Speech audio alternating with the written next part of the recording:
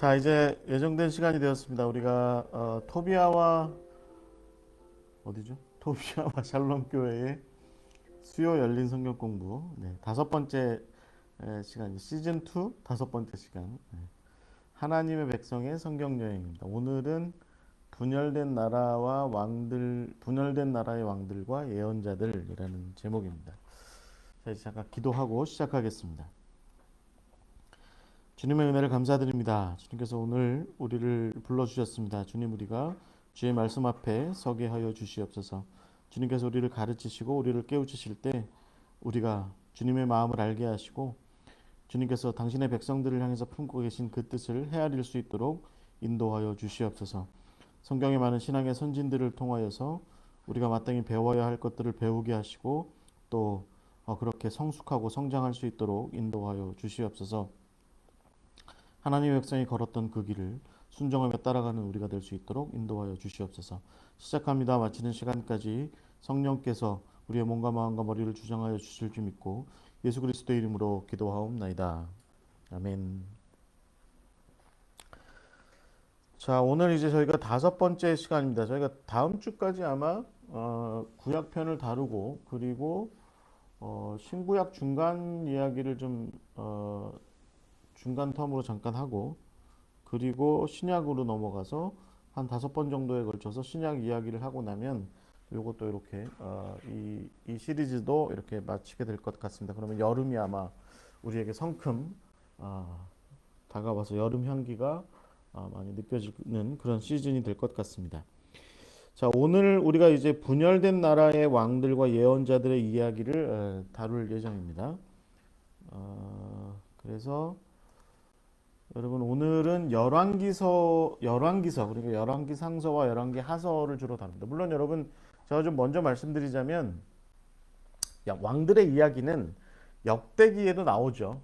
역대기에도 나오는데 제가 역대기는 그냥 몇 군데에서만 좀 그 참고를 좀 했습니다. 왜냐하면 역대기는 제가 생각하기에는 신구약 중간기를 우리가 다룰 때 그때 이제 그 조금 참고를 해서 좀 더 많이 다루는 것이 합당할 것 같아요.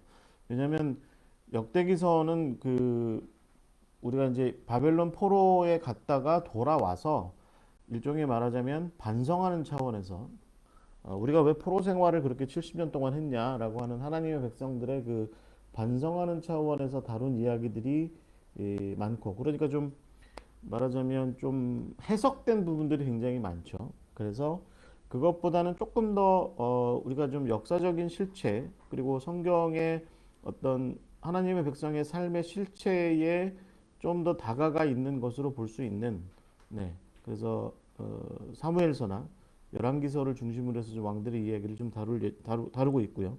오늘도 그래서 열왕기 상서와 열왕기 하서를 중심으로 해서 다룰 예정이고요. 마지막에 남유다 왕국이 멸망하는 이야기는 다음 주에 얘기할 예정입니다. 그래서 우리가 다음 주에 이제 그 남유다 왕국이 어떻게 멸망했고 포로로 잡혀가서 어떤 일들이 있었는지에 대한 이야기들을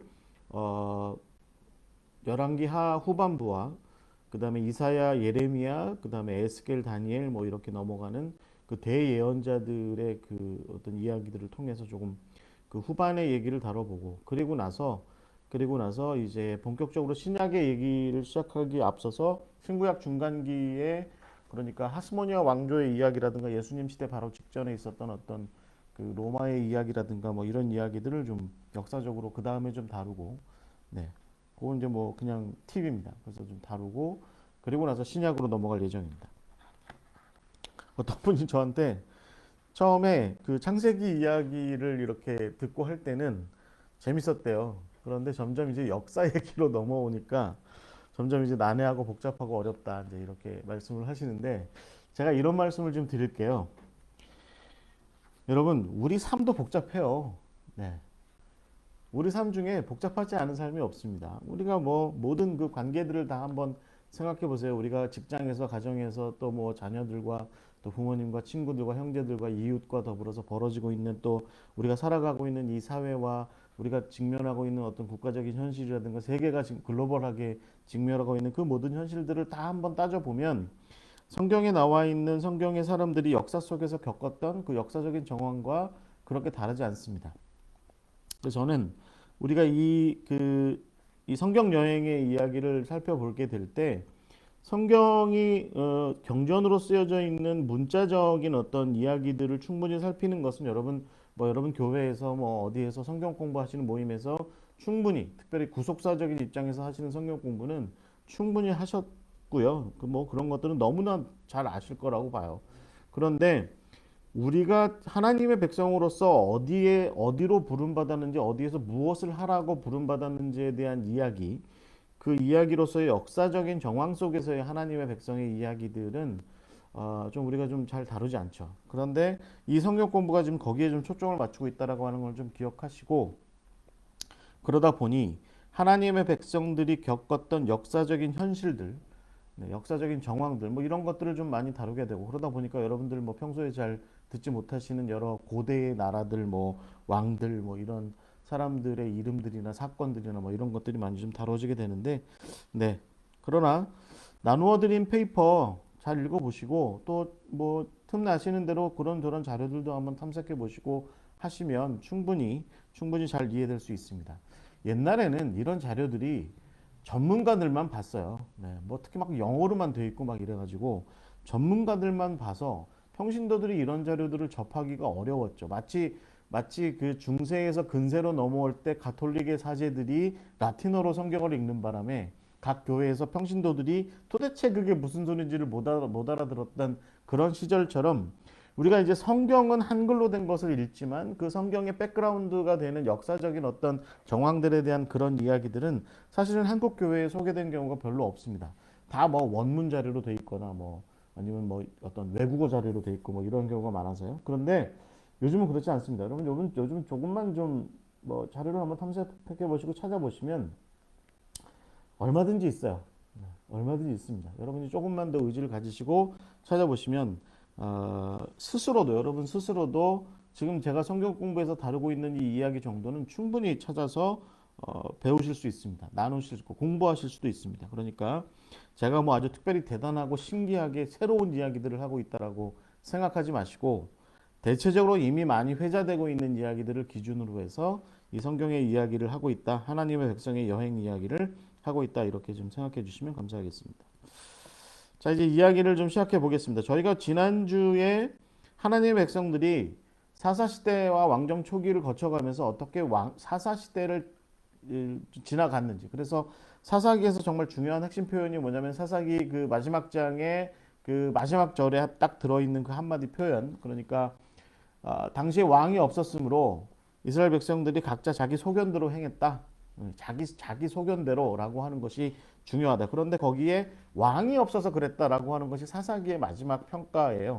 그리고 나서 사무엘서로 넘어오면서는 왕의 이야기들이 등장하거든요. 그러니까 왕이 나타나게 된 거죠. 그러니까 사사기에서 나타난 어떤 하나님의 백성이 가나안 땅에서 살게 되면서 사사기에서 실험한 사사들을 중심으로 해서 지파별 어떤 삶으로 해서 느슨한 지파 공동체의 형태로 살아갔을 때 나타났던 여러 가지 문제들, 그것을 극복하기 위한 어떤 정치사회적인 실험적 대안이 왕정의 등장이라고 하는 거죠. 그리고 이제 하나님께서는 그 부분에 대해서도 충분히 이스라엘 백성들한테 가르침을 주세요. 특별히 사무엘서 여러분 7장 8장에 보시면 야 너희들이 왕을 세우게 되면 이런 일들이 너희들한테 일어나게 되는데 그때 너희들이 나를 버리고 왕을 쫓다가 그런 어려움들 막 뭐 세금 걷고 막 군대로 끌려가고 또 딸들은 막 시녀로 잡아가고 뭐 이런 일들이 벌어지게 됐을 때 너희들이 그 고통으로 왕 때문에 벌어지는 고통으로 인해서 나한테 호소하면 내가 안 들어줄 거야. 뭐 이제 이런 이야기도 나오는 것이 사무엘의 이야기예요. 그러니까 여러분 그렇다고 여러분 하나님께서 이 지파 공동체에서 왕정 체제로 넘어가는 이런 이런 어떤 그 트랜지션에 대해서 그러면 무조건 반대하시고 내가 이제 더 이상 너희들은 내 백성이 아니야. 뭐 이제 이렇게 하시고 뭐 거부하시고 이스라엘 백성들을 멀리 보내버리시고 뭐 나는 이스라엘 백성과의 어떤 하나님의 백성의 프로젝트는 실패했어. 뭐 이런 생각을 하셨냐? 그래서 멸망시켜졌냐? 그렇지 않습니다. 그냥 사무엘한테도 그렇게 얘기하죠. 야, 얘네들이 너를 미워서 그러는 게 아니라 사사인 너를 미워해서 그러는 게 아니라 나를 왕으로 섬기는 일을 좀 하고 싶지 않고 자기들끼리 왕을 세우고 싶어서 그러는 거야. 라고 얘기하면서 여러분 사울을 거쳐서 우리가 알고 있는 다윗과 솔로몬의 시대로 넘어가죠. 그걸 뭘 얘기하겠습니까? 결국은 하나님께서는 왕정 체제라고 하는 것을 최선이라고 생각하진 않으신 거죠. 하나님의 뜻에 의하면 하나님의 백성이 살아가는 어떤 삶의 모양새에서 왕정이라고 하는 것이 최선의 최상책은 아니다. 그런데 너네들의 사명의 땅에서 나름대로 뭔가를 기획하고 도모해서 살아가고자 할 때 너네들 생각에 그 왕정이라고 하는 게 좀 필요하다고 싶으면 내가 인정을 해줄게. 그래서 여러분 다윗이나 솔로몬 같은 경우, 특히 다윗 같은 경우에 내가 이 다윗은 내가 정말 정말 아끼고 사랑하는 내 종이다라고 이렇게 얘기를 했고, 다윗 같은 경우는 결국은 지난주에 우리가 나기드나 멜레크라고 하는 그 두 개 히브리어 단어를 통해서 함께 나눴던 것처럼 다윗 같은 경우는 어떻게든지 자기가 멜레크로서의 왕보다는 어떤 나기드로서의 어떤 하나님의 종된 어떤 지도자 그런 모습, 어떤 요즘으로 표현하자면 공복 뭐 이런 의미로 좀 자기가 서고자 하는 노력을 많이 했는데, 여러분 지난주에 우리가 함께 나눴던 것처럼 그럼에도 불구하고 다윗조차도 실패하고 실수하고 문제가 되고 허점이 드러나고 했던 그런 왕정에서 벌어질 수밖에 없는 그런 한계가 분명하게 있었다라고 하는 것이죠. 그러니까 여러분 성경은 하나님의 백성이 가나안 땅에 정착해서 그 현실 가운데, 그 역사적인 현실 가운데 살아가는 그런 어떤 그러면서 만들어지는 체제들, 그러면서 만들어지는 실험적인 도전들, 뭐 이런 것들에 대해서 성경이 그냥 막연하게 이건 막 좀 무익한 거야라고 이야기하지 않아요. 성경은 가만히 읽어보시면 야 너네들이 왕정이라고 하는 것이 이렇게 이루어지게 되는데 그것이 갖고 있는 문제가 이러이러한데 너네들이 그때 좀 이게 문제다 싶으면 돌이켜라. 그러니까 여러분 구약 성경의 단어 중에 슈브라고 하는 단어가, 그러니까 돌이키다. 신약으로 치면 회개라고 하는 말이 되겠는데 돌이키다라고 하는 말이 굉장히 중요하다고 제가 말씀드렸잖아요. 그러니까 어차피 인간 세상에서 하나님의 백성도 인간으로서 인간의 제한적인 어떤 한계의 상황에서 벌이고 있는 하나님의 백성의 사명을 위한 어떤 체제를 구축하고 방편을 마련하고 하는 그런 실험적인 그런 노력 속에서 그것이 완벽할 수 없다라고 하는 것은 성경도 충분히 인정하고 있는 바다라고 하는 거죠. 그래서 만약에 그런 문제가 발생한다. 그러니까 여러분 신명기서의 표현을 한번 가만히 읽어보세요. 너희들 땅에 비가 내리지 않고 가뭄이 들고 소산이 나오지 않고 가축들이 말라 죽고 뭐 이런 일들이 벌어지면 너네가 혹시 하나님 앞에 뭔가 잘못한 게 있는지 살펴라. 그래서 돌이켜라. 그러면 하나님께서 다시 은혜의 단비를 내려줄 것이다. 라고 이렇게 말씀하시는 그런 대목이 신명기에서 나오잖아요. 여러분 그것이 나중에 역대하서에서도 솔로몬을 통해서 얘기하죠. 내 백성이 겸비하고 스스로 겸비하고 돌이키면 내가 그 음성을 듣고 내가 그 땅을 고쳐줄 거다라고 말씀하시는 거, 하나님의 말씀이 뭘 의미하겠습니까? 결국은 하나님의 백성이 인간의 세상의 역사의 어느 한 장에서 어느 한 공간에서 벌이는 하나님의 백성으로서의 사역이 완벽하지 않다라고 하는 거예요. 완벽하지 않다는 거예요. 그러니까 그것은 실험적일 수밖에 없다. 그러니까 우리가 성경을 읽어 내려가는 이유가 뭐겠습니까? 특별히 예를 들면 여러분 우리가 함께 하시는 샬롬교회 성도들도 이 성경을 함께 샬롬교회가 함께 이런 방식으로 성경을 읽어 내려가는 이유가 뭐겠습니까? 결국은 성경은 우리한테 교훈을 주는 거죠. 이 성경이 구원의 책이기도 하지만 그러나 하나님의 백성이 그렇게 구원받은 백성으로서 하나님의 구원을 확증받은 백성으로서 이 땅 가운데서 하나님의 나라가 도래하는 그날까지 어떻게 살아갔느냐, 어떤 방식으로 살아갔느냐라고 하는 것이 중요한 것이고 그것은 완벽할 수 없다. 실험적일 수밖에 없다. 그래서 결국 거기에 드러나는 허점이나 문제점들에 대해서 우리가 충분히 교훈으로 삼고 반면 교사로 삼아서 우리도 저럴 수 있다. 우리는 저러지 말자가 아니에요. 제가 보기에는 우리는 저러지 말자가 아닙니다. 모든 아버지들의 실수는 모든 아들들의 실수이기도 해요. 그게 무슨 말이겠습니까? 아버지의 실수를 아들이 반복하지 않는다는 얘기가 아닌 거예요. 아버지의 실수를 아들은 반복하고 살아요. 왜 그렇겠습니까? 그게 인간 삶이라는 거죠. 그게. 역사는 그래서 어떤 면에서는 진보라기보다는 꾸준한 반복 뭐 이렇게 보는 것도 합당하다. 어떤 사람은 그런 얘기 하잖아요. 자, 그래서 중요한 것은 우리에게도 얼마든지 그런 일들이 있을 수 있다. 그랬을 때 우리는 어떻게 하겠느냐?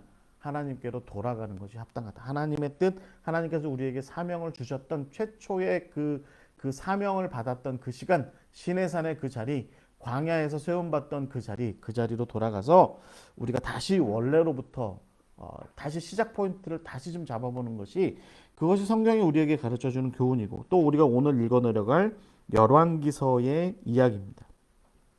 저는 베드로전서 2장 9절의 말씀처럼 우리가 왕 같은 제사장이라는 표현 쓰잖아요. 그러면 보통 어디 가서 무슨 집회하고 이럴 때 왕 같은 제사장이라는 표현을 쓰면 왕, 그러니까 뭐 막 높은 자리에 앉아 있고 말이죠. 뭐 위대한 자리에 앉아 있고 높은 보좌 위에 앉아 있고 해서 사람들을 호령하고 다스리고 하는 그런 모습들만 생각하는데, 이 왕이라고 하는 자리는 결국에는요, 무한 책임의 자리인 거죠. 결국에는 무한 책임을 감당하다 보니까 뭘 얘기하겠어요?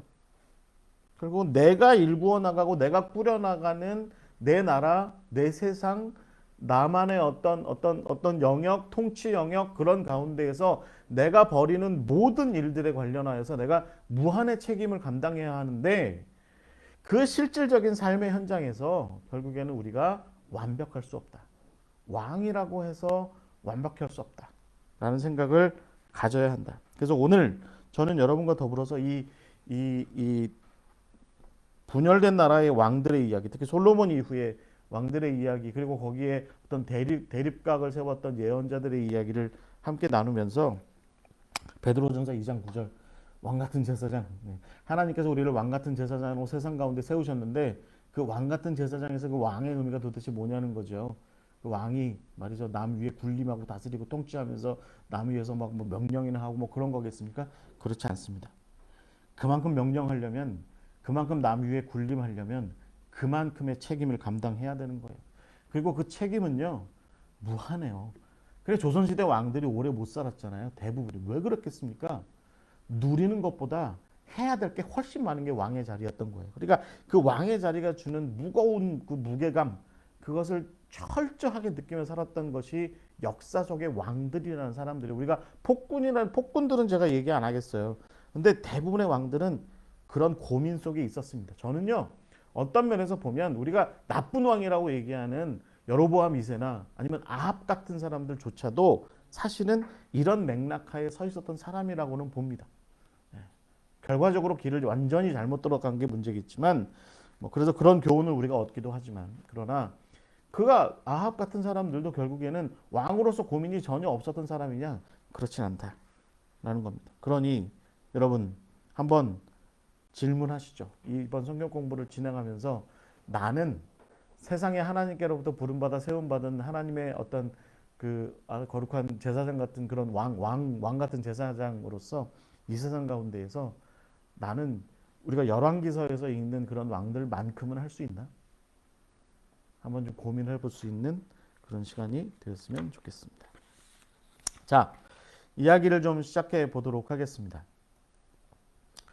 우리가 첫 번째 이야기는 열왕기상의 서두를 장식하고 있는 솔로몬의 이야기죠. 이게 솔로몬이 굉장히 지혜로운 사람이었죠. 네.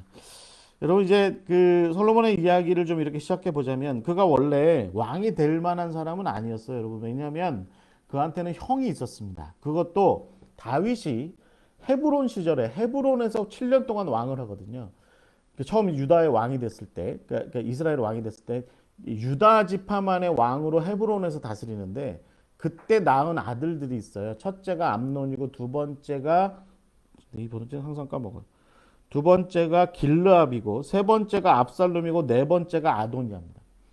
이 아들 4명의 아들들이 이제 말하자면 왕이 계승서열인 거죠. 원래는 암논이 왕이 되어야 했는데, 이 암논이 좀 잘생겼는데 이 친구가 자기 이복 여동생 다말을 겁탈하죠. 그리고 나서 그 다말의 친오빠 압살롬이 이 암논을 죽여요. 그리고 나서 압살롬이 저기로 그술이라고 하는 곳이죠. 갈릴리의 지금 벳세다죠. 요즘은 벳세다인데 그 그술로 도망가죠. 그리고 몇 년 있다가 돌아와서 압살롬은 또 반란을 일으키죠. 그래가지고 나중에 뭐 이렇게 나무에 머리가 걸려가지고 죽잖아요. 그러니까 이제 순식간에 첫째 아들과 셋째 아들이 없어졌어요. 길르압은 그 다음에 왕이 돼야 되는데, 이 사람은 태어났다는 얘기만 있고 그 다음 기록이 없어요. 아마도 성서학자들은 뭐라고 얘기하냐면 어렸을 때 뭐 죽은 것 같다. 병들어 죽은 것 같다. 뭐 이런 얘기를 해요. 그리고 남은 게 아도니아예요. 여러분 열왕기상 1장에 보시면 아도니아가 왕의 깜이었다라고 이렇게 나와요.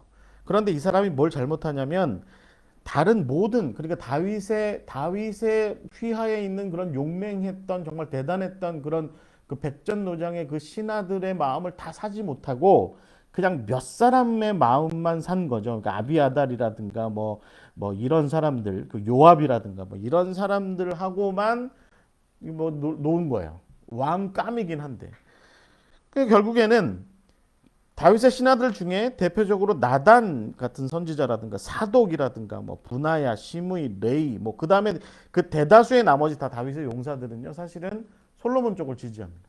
그래가지고 결국에는 아도니아가 쓸데없이 소헬렛에서 그 자축연 이미 왕이 된 듯 자축연을 벌렸다가 결국에는 이제 다윗의 눈밖에 나고 그리고 솔로몬이 이제 왕이 되죠. 그리고 나서 아도니아는 뭐 그 다윗이 그 나중에 그 뒷방 그 시녀였던 그 아비삭을 나한테 달라 뭐 이런 얘기를 했다고 하는데 저는 이건 좀 약간 꾸며낸 얘기인 것 같아요. 아도니아가 좀 생각이 있으면 그렇게 안 했을 텐데 하여튼 뭐 아버지를 시녀를 했던 여자를 자기한테 달라 뭐 이렇게 얘기하기에 솔로몬이 화가 나가지고 이제 죽였다 이제 이렇게 나오고요. 그리고 나서 아도니아를 지지했던 아비아달 대제사장 사독과 더불어서 양대 체제를 이루었던 아비아달 대제사장이 아나돗으로 쫓겨나죠. 그래서 이제 아나돗에서 누가 탄생하게 됩니까? 이 아비아달의 후손이 예레미야인 거죠. 아비아달의 후손이. 하여튼 뭐 그건 나중에 얘기고. 그다음에 요압도 죽이고, 그다음에 시므이도 죽여요. 이게 말하자면 조선시대 태종이 자기 아들 세종의 태평성대를 위해서 뭐 하여튼 세종의 누구의 처갓집조차도 뭐 다 이렇게 죽이고 했던 그런 일들을 벌였던 것처럼 근데 다윗은 자기가 그걸 하지는 않고 죽을 때 그걸 유훈으로 남기죠. 그러니까 이제 솔로몬이 아버지의 유훈을 따라서 왕이 된 다음에 지금 앞서 제가 말씀드린 사람들을 다 처리하고 다 정리하고 자기를 중심으로 한 왕권 체제를 확실하게 세운 다음에 왕이 됩니다. 그리고 나서 흥미로운 건 뭐냐면 이 사람이 애굽의 바로의 딸이랑 정략 결혼을 하죠. 그래서 바로의 딸을 자기 그 예루살렘으로 데리고 옵니다. 여러분 이게 열왕기서가 아주 심각하게 얘기하는 부분이에요. 왜냐하면 나중에 솔로몬이 이 애굽의 공주뿐만 아니라 주변 나라들의 여러 공주들, 뭐 첩의 자녀들, 그러니까 뭐 우리나라로 치면 옹주 뭐 이런 사람들이죠. 이런 여자들을 약 700명, 1000명 정도를 데려다가 뭐 하여튼 성경의 표현이 의자왕의 삼천궁녀처럼 표현이 돼 있어요. 그런데 하여튼 1000명쯤 되는 후궁과 첩들을 여러 나라로부터 데려와서 정략적인 어떤 결혼을 통해서 데려와서 여러분 그게 이제 그 열왕기하 23장에 요시야가 다 무너뜨리는 이방 신전들이 많이 있었던 곳이 있습니다. 어디냐면 감람산 밑에. 지금도 여러분 예루살렘에 가시면 감람산이 있고 감람산 바로 밑에 약간 조금 낮아지는 산이 있는데 그게 뭐라고 얘기하냐면 멸망의 산. 성경은 멸망의 산이라고 열왕기하서 23장에 표현되어 있습니다. 거기에다가 자기 후궁들의 거처를 다 거기다 만들어 놓은 거야. 별궁들을 다 거기다 만들어 놓은 거죠. 그리고 밤마다 솔로몬하고 마시를 거기로 가신 거죠. 근데 뭐 이런 일들을 버리면서 그래서 자기 중심으로 왕권 체제를 국립하고 대외적으로 외교적으로 어떤 그 전략을 많이 구사하면서 외교적인 정략 결혼도 많이 하면서 그러면서 어떤 일을 하냐면 성전을 예루살렘에다 세우죠. 그 아버지가 타작마당 예루살렘 위에 있는 지금 모리아산이라고 얘기하는 그 타작마당을 사게 되고 오르난의 타작마당을 사게 되고 그 땅에다가 성전을 짓죠. 그 다음에 그 바로 아래쪽에다가 자기 왕궁을 짓습니다. 그리고 나서 예루살렘 성을 크게 정비하고 그리고 어떤 일을 하냐면 이 사람이 각 12지파가 그냥 느슨한 형태의 지파 공동체별로 자기들 지파별로 수장들이 장로들이 있고 수장들이 다 있는 상태로 좀 독립적인 형태로 다윗 시절까지도 존재했는데 솔로몬은 그걸 어떻게 하냐면 우리나라로 치면 팔도를 나누듯이 전라도 뭐 경상도 이렇게 하듯이 이 12지파의 그 땅들을 12개의 도, 그러니까 말하자면 행정구역으로 하고서 중앙에서 예루살렘에서 지방 장관을 파견합니다. 이게 뭘 의미하겠습니까? 너네 독립하지 말고 너네끼리 살지 말고 나를 중심으로 살아 라고 한 거죠. 그리고 나서 최종적으로 이 솔로몬이 한 일이 뭐냐면 시온산 쪽에 있었던 성막에 있던 법궤를 가져다가 자기가 지은 예루살렘 성전 안에다가 성전 안에 지금 여러분 지금 화면에 그림에 보시는 게 솔로몬이 설고 그 뒤쪽에 성전이죠.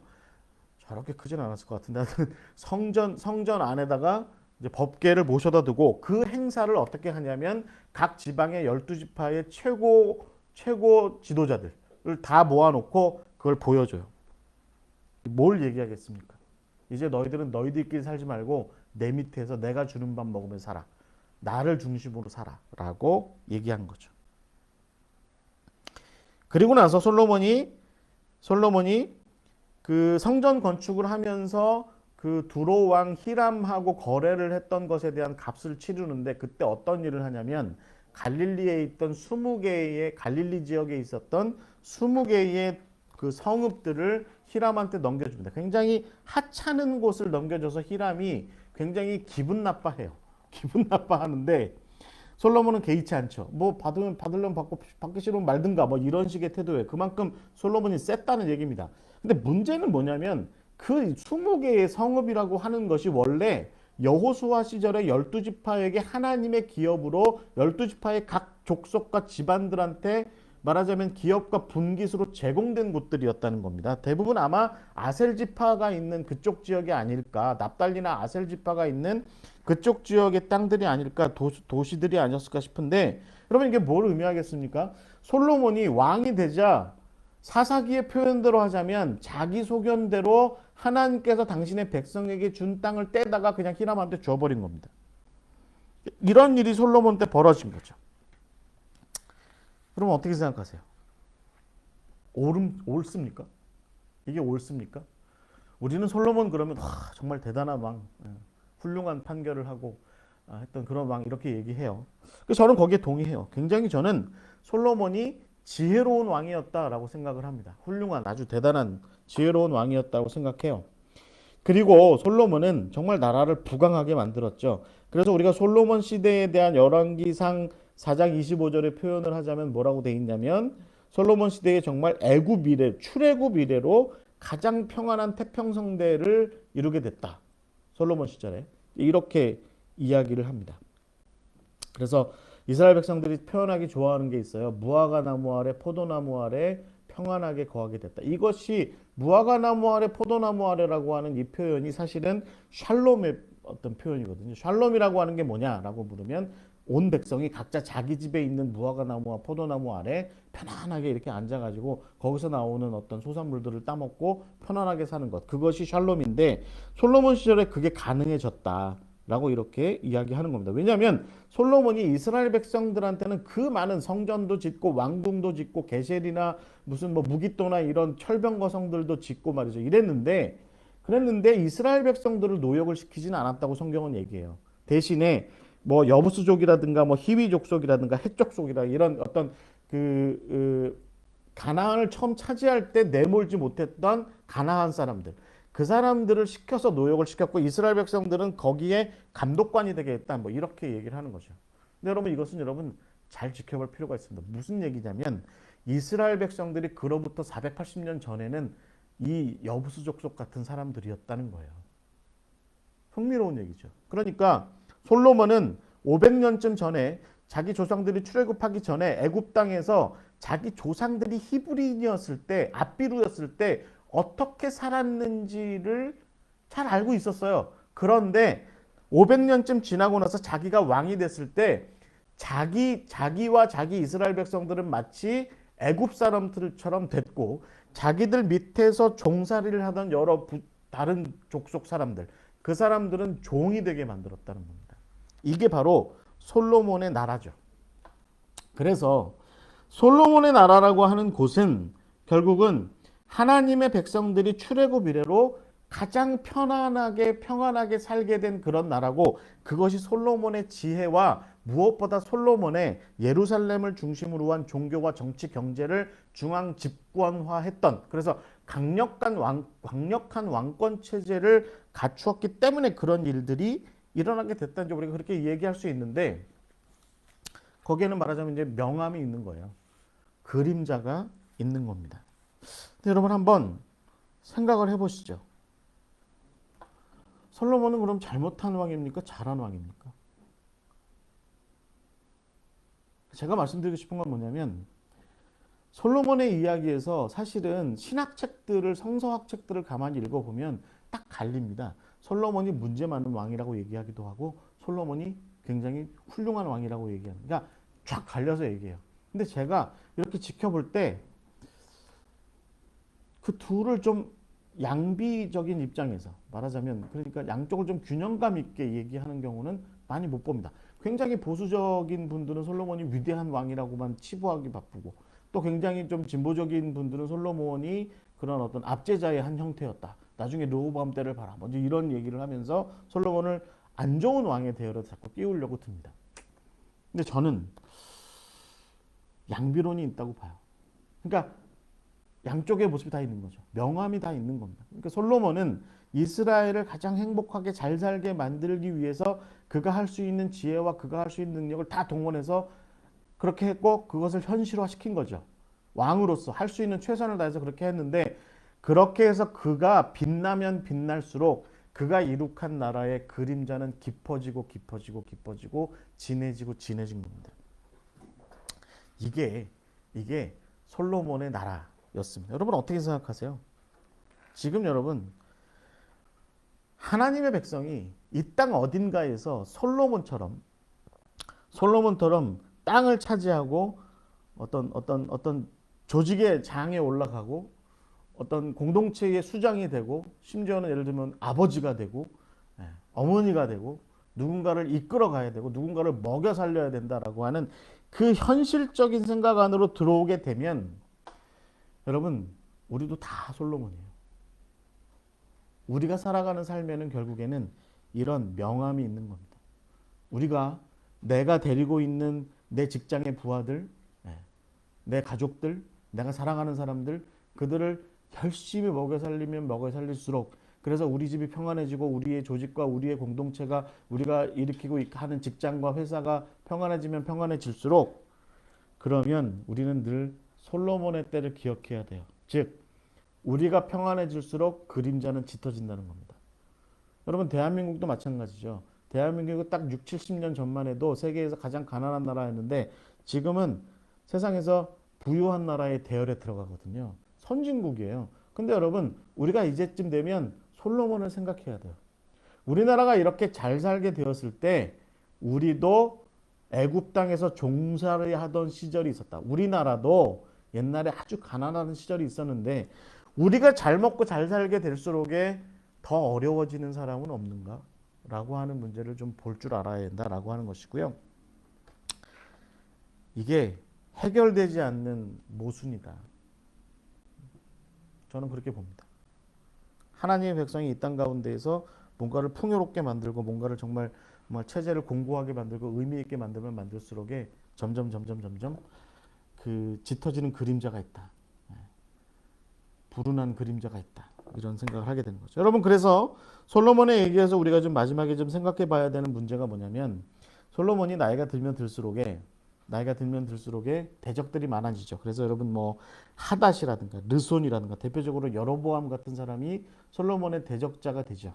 그리고 결국은 솔로몬이 자기가 그 멸망의 산, 그러니까 유대인들 사이에서는 그 산이 나쁜 교훈의 산이라고 얘기하는데요. 그 예루살렘 남서쪽에 있는 그 기드론 골짜기 건너편에 있는 그 산에다가 그 이방 여인들을 잔뜩 세워놓고, 그 여인들이 그모스라든가 밀곰이라든가 바알이라든가 아세라라든가 그런 이방신들의 신전을 갖다 놓고 신상을 갖다 놓고 이방 숭배를 하고, 솔로몬도 결국에는 거기에 빠졌을 때 하나님께서 그를 징계하시죠. 내가 너의 아버지 다윗과 너를 사랑했기 때문에 내가 너의 때에는 내가 너를 징계하고 심판하지 않겠지만, 너의 아들 때가 되면, 너의 자손 때가 되면 이 나라를 찢어낼 거다 라고 이렇게 말씀하시는 그 심판이 여로보암을 통해서 이루어지잖아요. 여러분 이게 전도서 2장, 보통 우리가 솔로몬이 늙어서 쓴 글이라고 얘기하는 전도서 2장 11절의 구절이에요. 한번 보시죠. 2장 11절. 그 후에 내가 생각해 본즉 내 손으로 한 모든 일과 내가 수고한 모든 것이 다 헛되어 바람을 잡는 것이며 해 아래에서 무익한 것이로다. 라고 이렇게 이야기합니다. 여기 앉아 계신 젊은 분들은 이 구절을 보지 마세요. 이해가 안 돼요. 여러분들은 이 구절이 이해가 되지 않습니다. 그렇지만 여기 좀 나이가 있으신 분들은 아마 이 구절의 의미가 있을 겁니다.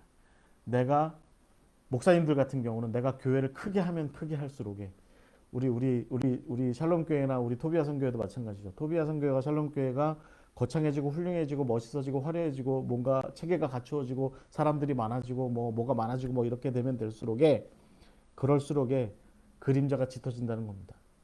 그걸 알아야 되는 거죠. 그래서 솔로몬이 나중에 고백하는 것처럼 내 손으로 한 모든 일과 내가 수고한 모든 것이 다 헛되어 바람 잡는 것 같다라고 이렇게 얘기하는 그런 고백이 우리한테도 있을 수 있다. 뭐 저같이 50대에 있는 사람도 제 나이 또래에서도 이런 고백하기는 좀 어렵고요. 제 생각에는 한 70대나 좀 넘어가야 그런 고백이 좀 있지 않을까라는 생각을 좀 가져봅니다. 자, 솔로몬의 이야기 이렇게 해서 넘어가게 되고 여러분 잘 아시는 것처럼 그 다음에 우리의 왕들의 얘기가 어디로 넘어가냐면 여로보암과 북이스라엘 왕국이 발생하는 그런 얘기로 넘어가게 됩니다. 그럼 여기서 아주 흥미로운 얘기가 뭐냐면 이 여로보암이 애굽으로 도망갔다가 솔로몬이 죽고 나서 그가 이제 다시 이스라엘로 돌아와요. 왜냐하면 솔로몬의 아들 르호보암이 왕이 이렇게 됐을 때 북쪽의 10개 지파들이 말하자면 좀 반역의 조짐이 있었거든요. 그래서 르호보암이 그게 걱정이 돼가지고 북쪽 사람들이 주로 살고 있는 거주지의 중심지라고 얘기할 수 있는 세겜에 가서 그가 이제 왕 즉위식을 하는데 거기에 북쪽 지파 사람들이 이 여로보암을 불러들어요.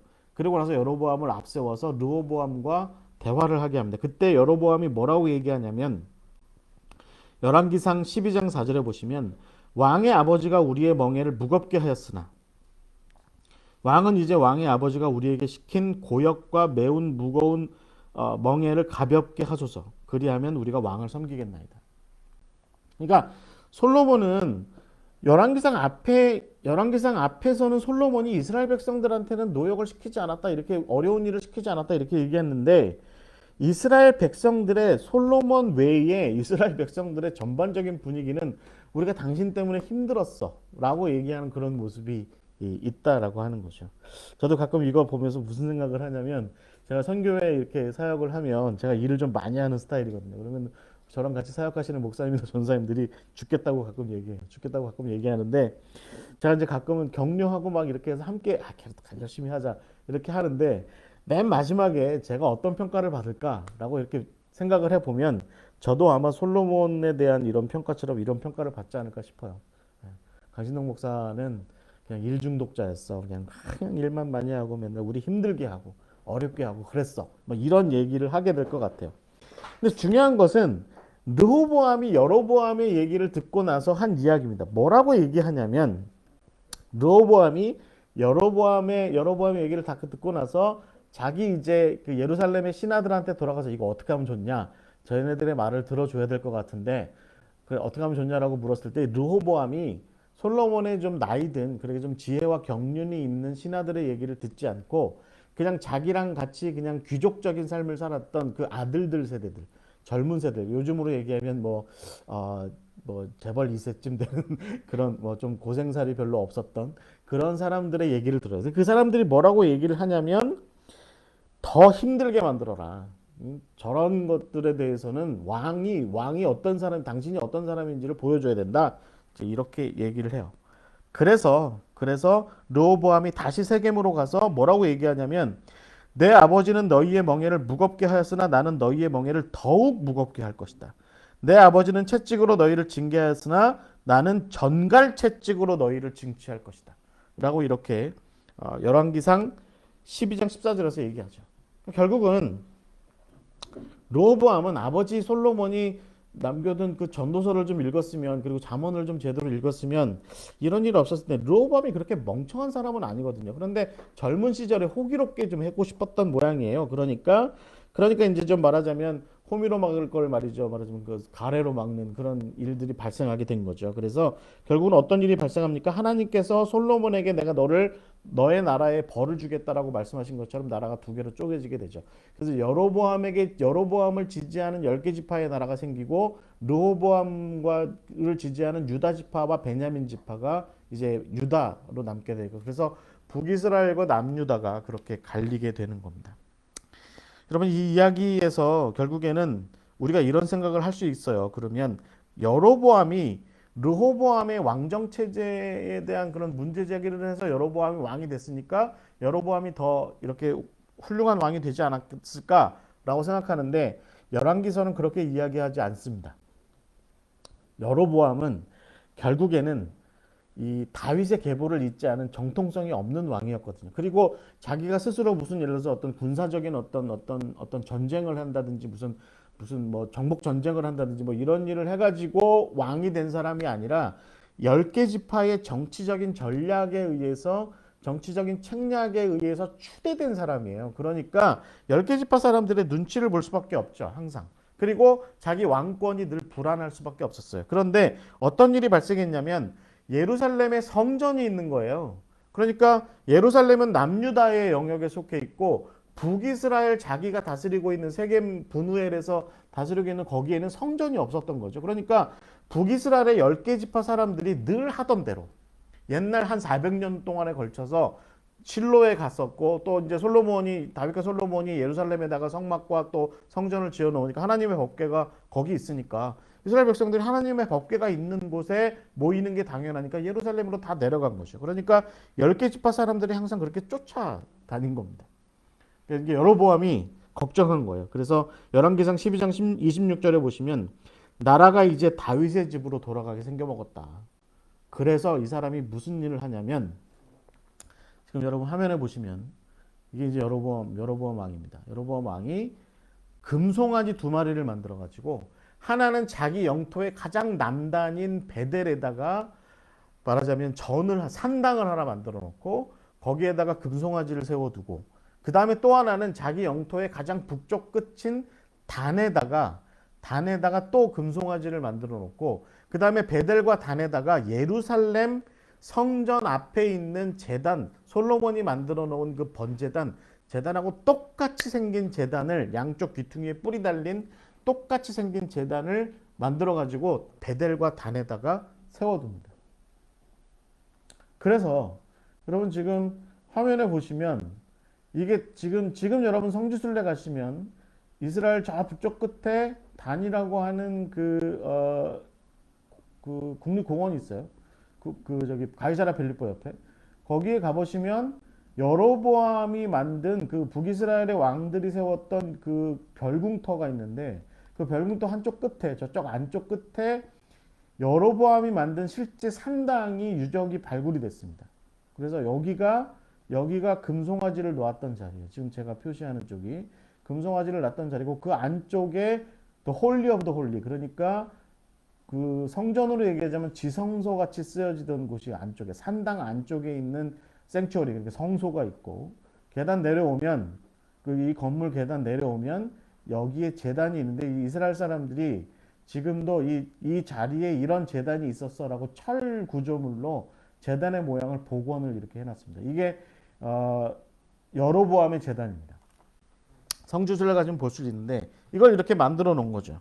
이게 결국에는 이스라엘 백성으로 하여금 예루살렘에 가서 제사나 예배나 절기를 지키지 못하게 하고, 자기 통치 영역 안에 제단을 만들어 놨으니 여기에 와서 예배를 드려, 여기에 와서 절기를 지켜 라고 하는 그런 일을 한 거예요. 거기다가 또 어떤 일도 하냐면, 그냥 제사장이 아니라 어떤 레위 지파 출신이 아니라 그냥 일반 평범한 사람을 데려다가 제사장 역할을, 베델과 단에서 제사장 역할을 감당하게 합니다. 이게 북이스라엘의 왕들이 이후에도 이 여로보암의 이런 모습을 계속해서 따라합니다. 여러분, 이 열왕기상하를 계속 읽어 내려가다 보면 북이스라엘의 왕들에 대한 평가에서 항상 따라붙는 표현이 뭐냐면 그가 악을 행했는데 여로보암의 악을 행했다라고 이렇게 표현을 돼 있어요. 그 여로보암의 악이라는 게 뭐겠습니까?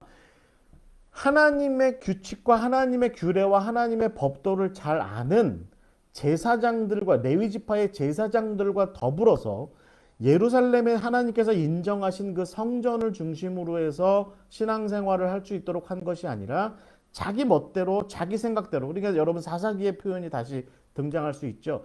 자기 소견대로 그 나라를 다스린 거죠. 다스린 거죠. 자기 마음대로 한 겁니다. 이런 일들이 벌어지자 결국에는 성경에서 이제 어떤 표현이 등장하냐면 하나님의 사람이라는 사람들이 등장하기 시작해요. 하나님의 사람.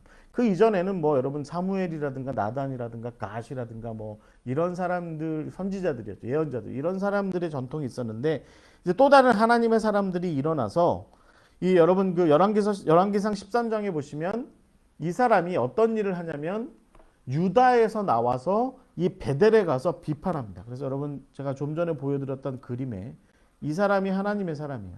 이제 뭐라고 하는 거죠. 이제 이 여러분 너네 왕조가 끝날 거다고 이렇게 비판하고 합니다. 이제 이런 예언자들이 일어나기 시작했다. 특히 북이스라엘에 여러분 북이스라엘에 오히려 예언 활동이 더 빈번했다라고 하는 것을 우리가 좀 잘 기억하실 필요가 있습니다. 그리고 나서 우리가 이제 세 번째 얘기로 넘어가게 되면 열왕기상 21장쯤으로 넘어가게 되면 이제 북이스라엘의 이 왕이라고 하는 것이 얼마나 좀 극단적 왕정이라고 하는 것이 얼마나 극단적으로 치달을 수 있는지에 대한 얘기가 단적인 사례가 등장하는데 그게 누구냐면 아합입니다. 아합. 여로보암의 왕조가 무너지고 오므리가 권력을 잡고 오므리가 자기 아들 아합을 두로 왕의 딸 이세벨과 결혼을 시켜서 이세벨을 자기의 이제 나중에 왕비로 만들고 나서 북이스라엘은 이 오므리 왕조에 의해서 하나님을 믿고 섬기는 나라에서 바알과 아세라를 숭배하는 그 이방신의 나라가 되죠. 그래서 아합 같은 경우는 아예 그냥 사마리아에 자기 도성이었던 사마리아에 바알 신전을 세우죠. 그래서 바알 신을 숭배하는 바알의 나라가 됩니다. 바알세불의 나라죠. 정확한 표현에. 그래서 이제 이 아합을 비롯한 북이스라엘의 왕들은 결국은 모세의 가르침과 정면으로 도전하고 그리고 하나님을 대신해서 그 땅 백성을 대신해서 결국 그 땅의 어떤 주인 행세까지도 하게 되는 그래서 왕정이 보여줄 수 있는 왕 중심의 어떤 정치 체제가 보여줄 수 있는 가장 극단적인 모습을 보여주게 되죠. 그 사건 대표적인 사건이 뭐예요? 나봇의 포도원 사건입니다. 여러분 열왕기상 21장이 바로 이 나봇의 포도원 사건인데 여러분 이 그림 보세요. 제가 이 그림 찾느라고 좀 애썼는데 이런 그림이 없을까 찾아봤는데 있더라고요.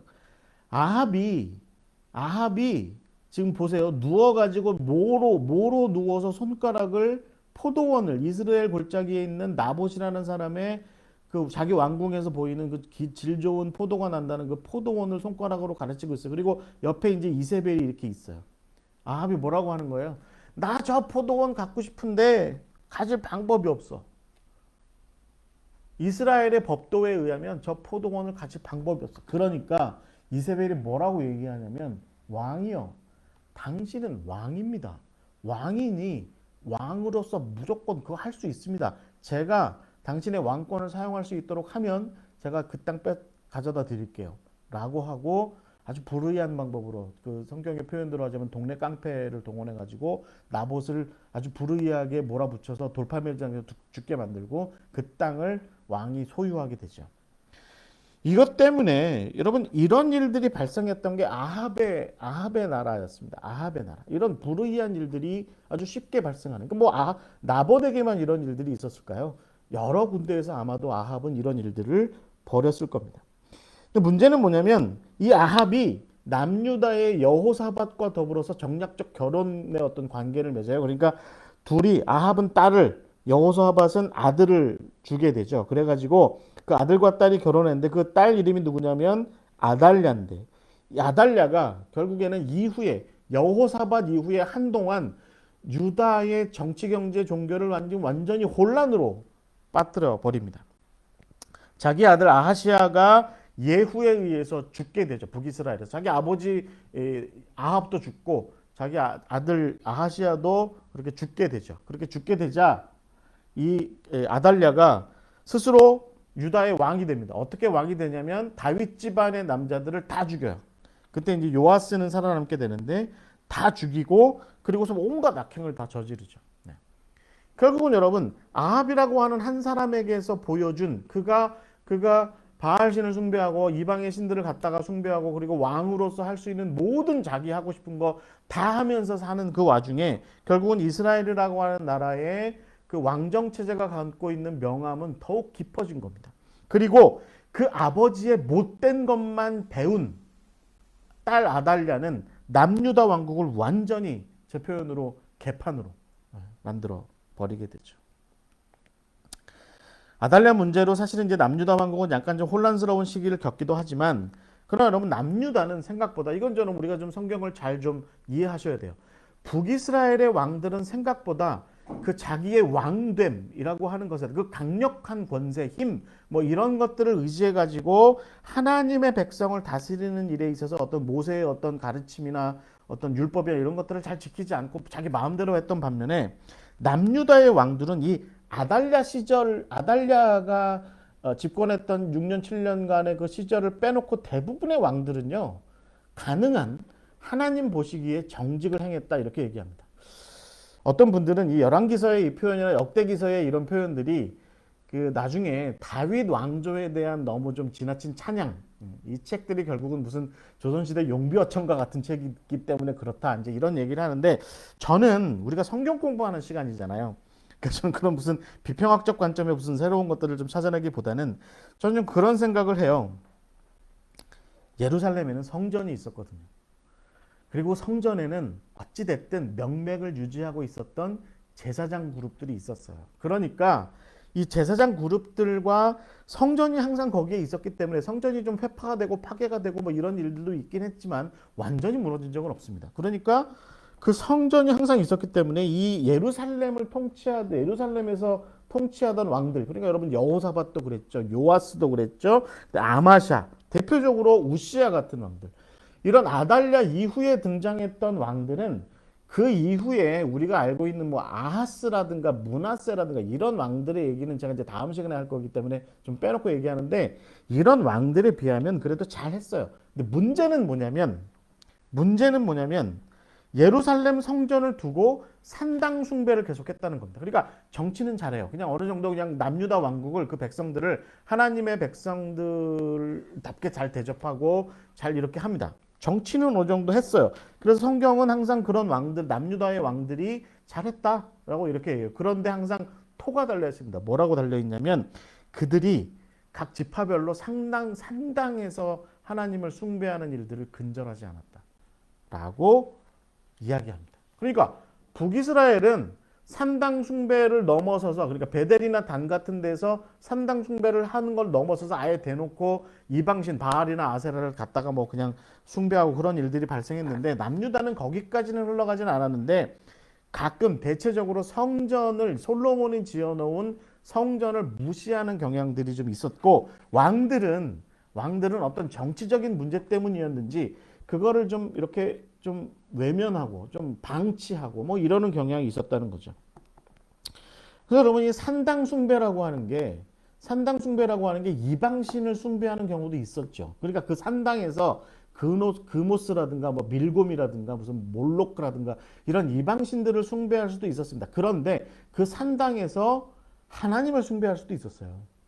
하나님을. 그러니까 산당이라고 하는 거, 하이플레이스라고 얘기하는 나중에 히스기야와 요시야가 대대적으로 철폐하는 이 산당 숭배, 산당 예배라고 하는 게 우리는 예루살렘까지는 안 가고 싶어. 그냥 옛날 지파 공동체 때 우리 지파별로 그냥 각자 그냥 처소에서 각자 예배 드렸던 거 그냥 절기 때만 1년에 몇 번만 예루살렘에 가서 예배 드리고 나머지 그냥 우리 있는 데서 그냥 그렇게 하고 싶어라고 했던 그런 의지가 어떤 각 지파별로의 좀 분권화 시키려고 했던 그런 의지가 어느 정도 반영된 곳이 산당이고 그 산당은 그러니까 여호와 하나님을 섬기기도 했지만 송아지를 갖다 놓고 그것을 여호와 하나님이라고 얘기하기도 하고 아니면 그 송아지를 갖다 놓고 여호와 하나님은 아예 그냥 내던져 놓고 그냥 바알이라고 얘기하기도 하고 아니면 뭐 그모스나 뭐 어떤 다른 그런 존재라고 이야기하기도 했던 그런 좀 층이 여러 개로 나뉘는 그 스펙트럼이 여러 개로 나뉠 수 있는 그런 숭배가 산당 숭배가 있었고 유다의 왕들은 대체적으로 정직했고 잘 다스렸는데 이 산당 숭배를 회파하지 않았던 문제가 여전히 있었다라고 하는 것이죠. 그래서 결국에는 이 미가라든가 뭐 이런 사람들도 다 마찬가지죠. 그러니까 남유다의 선지자들은 그 자꾸 이렇게 좀 벌어지는 신앙 생활들 뭐 이런 문제들에 대해서 지적하고 말이죠. 그런 문제를 제기하는 그런 일들도 남유다에서 많이 일어나게 되었다라고 하는 것을 우리가 좀 생각해 볼 필요가 있습니다. 자, 그래서 선지자들이 이때부터 좀 많이 일어나기 시작한 거예요. 그래서 우리가 잘 알고 있는 대표적인 이 시대, 그러니까 9세기, 8세기를 넘어가면서 나타나는 9세기의 선지자, 특히 9세기 기원전 9세기 아합이라든가 뭐 여호사밧 이런 사람들이 있었던 시절에 있던 선지자가 중에 대표적인 사람이 누구냐면 엘리사죠. 엘리사. 그 다음에 이제 그 9세기 후반쯤으로 넘어와서 8세기쯤으로 넘어오게 됐을 때 우리가 알고 있는 뭐 나중에 이제 뭐 아모스나 호세아가 나오게 되는데 특히 여러분 이 엘리야와 엘리사가 굉장히 중요합니다. 그래서 거의 구약 성경의 선지자들의 활동, 예언자들의 활동의 거의 원형이라고 할 만한 어떤 모델이라고 할 만한 이런 사람들인데 이 사람들의 특징이 뭐냐면 왕궁에 있던 사람들이 아니라는 겁니다. 여러분 가시나 나단 같은 선지자들은요 왕궁에 있었어요. 특히 여러분 나단 같은 사람은 왕궁에 있었습니다. 다윗 옆에 항상 있었어요. 그러니까 다윗 옆에서 왕이시여 아도니아 말고 솔로몬을 왕으로 세우십시오. 뭐 이렇게 조언도 하고 했던 거죠. 그런데 엘리야나 엘리사 시절쯤으로 넘어오잖아요. 왕궁에 있을 수가 없었습니다. 왜냐하면 여러분 생각해 보십시오. 엘리야 같은 사람 당신이 그렇게 잘못해요. 아합한테 얘기하잖아요. 당신이 그렇게 바알 숭배하고 아세라 숭배하고 그렇게 잘못하니까 하나님께서 벌을 내리셔서 이 땅에 3년 동안 비가 내리지 않을 거야. 그런데 그 비가 언제 내릴 거냐면 내가 말하지 않으면 비가 내리지 않을 거야. 이렇게 얘기하면 어떤 왕이 그런 예언자를 그런 선지자를 좋아하겠습니까? 그러니까 엘리야나 엘리사 같은 경우는 항상 쫓겨다니거나 아니면 왕궁 바깥에 있었어요. 그러니까 왕궁 바깥에서 왕궁을 향해서 비판하는 사람들이었죠. 왕궁 안에서 기득권을 같이 누리면서 왕권의 기득권을 같이 누리면서 그 왕권을 유지했던 사람들이 아니에요. 그러니까 왕권을 유지하고 지켜주는 사람들이 아니었다는 겁니다. 엘리야나 엘리사는요. 이런 사람들은 대표적으로 왕, 넌 죽을 거야. 넌 곧 죽을 거야. 너의 시체를 개들이 먹을 거야. 뭐 이세벨한테 막 그런 얘기도 하고 막 그러잖아요. 그러니까 이런 사람들, 그러니까 이 엘리야나 엘리사가 대표적으로 나타나는 특징이 뭡니까? 이런 사람들은 왕궁 안에서 곱게 자란 사람들이 아니라는 겁니다. 이런 사람들은 시골 사람들이었고요. 이런 사람들은 무식한 사람들이었습니다. 이런 사람들은 거리의 사람들이었고 이런 사람들은 광야의 사람들이었어요. 그러니까 그런 사람들이 결국에는 왕과 백성들을 향해서 뜨겁게 아주 비판적으로 나를 세워서 아주 대단한 통찰력을 가지고 그 당대 사회와 세계를 아주 대단한 통찰로 비판하면서 그렇게 예언했던 사람들이 바로 이 예언자들인데 그 대표가 바로 엘리야와 엘리사였다라고 하는 것이죠. 여러분 이런 문제가 결국에는 우리가 좀 생각해 봐야 되는 게 이제 그래서 이후에 왕과 예언자들의 관계가 어떻게 흘러갔느냐라고 하는 것을 좀 우리가 좀 비판적으로 좀 볼 필요가 있습니다. 북이스라엘 같은 경우는요. 아합의 이제 왕조가 끝나죠. 오므리의 왕조가 끝나고 예후로 넘어가. 예후가 아합 왕조를 무너뜨리고 자기 예후라고 하는 나라, 예후가 왕이 되는 그런 나라를 세우게 되는데 그리고 나서 예후의 시절을 지나고 나서 점점 북이스라엘은 쇠락해 가요. 그런데 예후 왕조 때 여로보암 2세라고 하는 사람이 있어요. 이 사람이 우리가 알고 있는 요나 시절의 왕이었는데요. 이 여로보암 2세 시절이 북이스라엘이 가장 강성했던 시절이었고 가장 부강했던 시절이었고 마치 솔로몬 시대쯤이나 누릴 법했던 그런 어떤 나라의 부강함을 이 나라에서 누리게 되었다라고 하는 것이죠. 여러분 이런 것들이 무엇을 의미하겠습니까? 그러니까 결국은 제가 앞부분 솔로몬에 얘기해서 말씀드린 것처럼 나라를 부강하게 만들고 나라의 체계를 공고하게 하고 나라를 더욱더 어떤 아주 나라의 완성도를 더 높여가고 그 나라의 완성도를 높여가기 위해서 왕권을 더욱더 집중시키고 왕권의 어떤 모든 것을 다 집중시키고 이런 일들이 생기면 발생할수록에 결국에는 그림자가 짙어진다는 거죠. 예를 들면 가난한 사람들이 많아진다든지 어떤 돌봄을 받지 못하는 사람들이 많아진다든지 부당하게 어떤 일들을 겪는 사람들이 많아진다든지 아모스서의 표현대로 하자면 의인들이 붙잡혀서 의인들이 불의한 사람들에게 붙잡혀서 노예로 팔려가는 그런 일들이 발생한다든지 이런 일들이 발생하게 되니까 결국에는 아합 시대를 오면서 북이스라엘 왕국에 결국에는 왕권과 확실하게 대립하는 선지자들이 등장하기 시작한 겁니다. 그게 누구냐면 우리가 잘 알고 있는 호세아, 아모스 같은 사람이죠. 호세아, 아모스. 요나도 아마 그 대열에 들어가는 사람일 거라고 봐요. 요나는 이스라엘에게 예언을 한 것이 아니라 저기 니느웨에 가서 예언을 하게 되죠. 중요한 것은 무엇이겠습니까? 여기에서 중요한 것은 여러분 호세아서나 아모스서에서 가장 열심히 강조하는 표현이 뭐냐면 호세아서 6장 1절에서 이렇게 얘기하죠. 우리가 하나님께로 돌아가자라고 하는 그 문제를 제기하고 그것을 호소하죠. 아모스도 뭐라고 얘기합니까? 여호와를 구하고 찾는 것이 그것이 무엇보다 중요하다라고 이렇게 이야기하는 그런 모습들이 우리가 이 예언자들을 통해서 나타나게 되는 그런 모습입니다. 자, 이제 마지막으로 이 사람의 얘기를 좀 마지막으로 하면서 성경의 얘기는 좀 마무리하려고 그래요. 누구냐면 히스기야예요. 히스기야. 남유다 왕국이 제가 아까 말씀드린 것처럼 뭐 요아스라든가 그다음에 아마샤라든가 또 우시아라든가 이런 왕들의 시대를 거쳐가면서 잘 유지되거든요. 남유다 왕국의 경우. 그런데 그 이후에 아하스 시절에 그 약간 좀 어렵다가 아하스의 아들 시절로 넘어왔는데 그 누구냐면 히스기야인데 히스기야 때 정말 이상적으로 왕과 예언자가 서로 잘 협력하는 모습을 이 히스기야에서 보여주게 됩니다. 왜냐하면 히스기야는 주전 720년경에 북이스라엘이 아수르에 의해서 멸망당하는 꼴을 남쪽에서 지켜봐요. 그러니까 남쪽 예루살렘에 서가지고 북이스라엘이 살마네셀이라고 하는 왕이 아수르의 왕이 쳐들어와서 3년 동안 사마리아를 에워싸고 그리고 호세아가 붙잡혀가지고 니느웨로 끌려가고 북이스라엘의 백성들이 다 포로로 다 잡혀가서 아수르 땅 곳곳에 그렇게 흩어져서 포로로 살게 되는 그런 일들을 보게 된 거죠. 그러니까 그리고 나서 여러분 열왕기하서 17장을 쭉 넘어가다 보면 남유다 사람들이 이 북이스라엘이 멸망하는 걸 보면서 우리는 적골 당하면 안 되겠다라고 하는 생각을 하면서 왜 북이스라엘이 멸망했는지에 대한 그런 비평적인 어떤 생각, 그 다음에 거기로부터 뭔가 교훈을 좀 끄집어내려고 하는 생각들을 많이 정리합니다. 히스기야도 이렇게 생각해요. 여러분 열왕기하서 18장에 보시면 히스기야가 왕이 되고 나서 이렇게 얘기해요.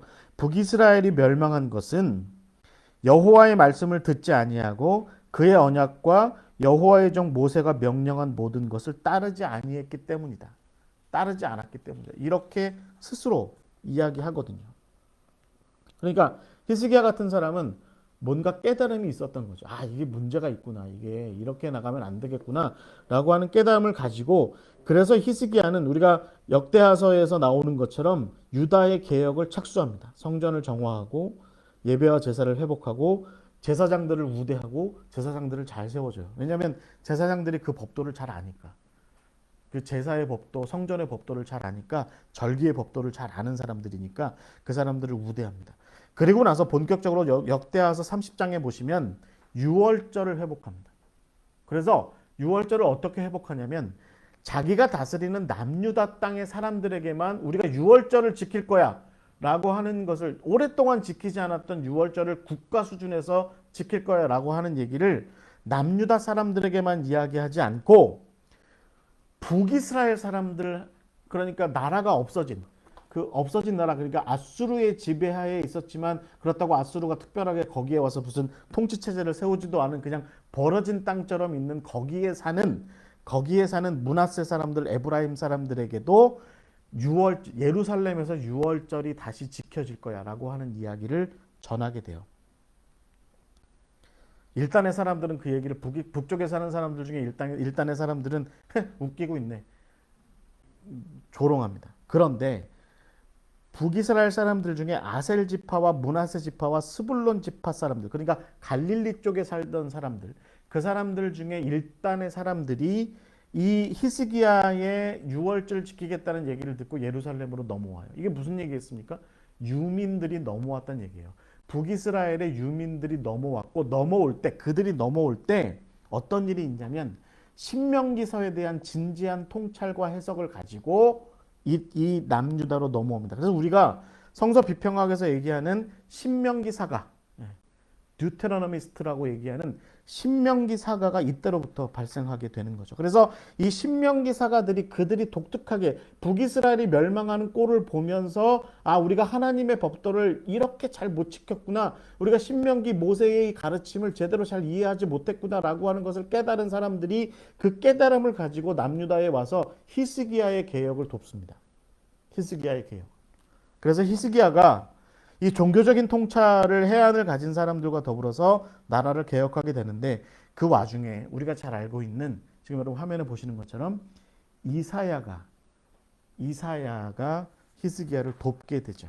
그래서 그 이전까지만 해도 우리가 이제 남유다나 북이스라엘 전반적으로 걸쳐서 왕들과 가능한 대립적인 구도를 형성하려고 했던 그런 예언자들, 그 예언자들의 모습과는 좀 사뭇 다른 그런 모습으로 이제 남유다의 개혁을 새롭게 시도하는 일들이 일어나게 되죠. 그래서 여러분 이사야서를 가만히 읽어보세요. 특히 이사야서 40장에, 그러니까 우리가 보통 얘기하는 제2 이사야라고 얘기하는 사람의 예언이, 포로기의 예언이 시작되기 전에, 포로기 이전에 히스기야 시절에 있었던 이사야가 예언한 걸 가만히 보면, 그 예언의 이야기들을 쭉 읽어보면 이스라엘 백성들한테 지금 막 산헤립이 쳐들어와가지고 말이죠, 막 예루살렘을 에워싸고, 막 예루살렘 안에서는 막 먹을 게 없어가지고 자기 자식도 잡아먹고 막 이런 일들이 발생하는 와중인데, 거기에서 히스기야를 도왔던 이사야가 뭐라고 얘기합니까? 아수르는 멸망할 거다.